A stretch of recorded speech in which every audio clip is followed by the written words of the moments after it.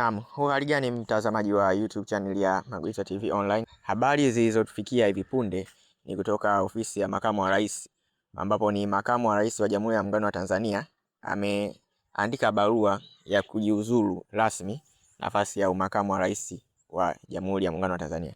Nitanukuu taarifa kwa umma.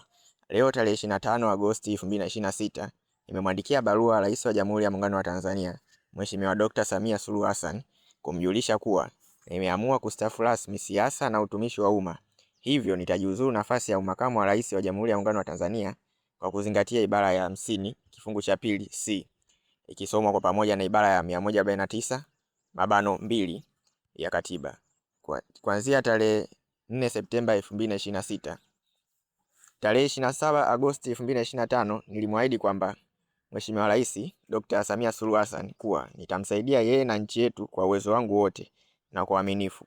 Pia nilimhakikishia kuwa siku yoyote akiona anahitaji mabadiliko ya makamu wa rais mwingine nitaachia nafasi hii, na nimejiridhisha pasipo kuwa na shaka kuwa Mheshimiwa Rais anahitaji mabadiliko. Hivyo nimeamua kutimiza ahadi yangu.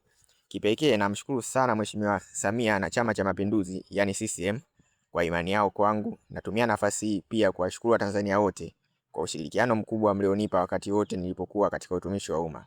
Na wahakikishia kuwa nitaendelea kuwa raia mwema wa Tanzania.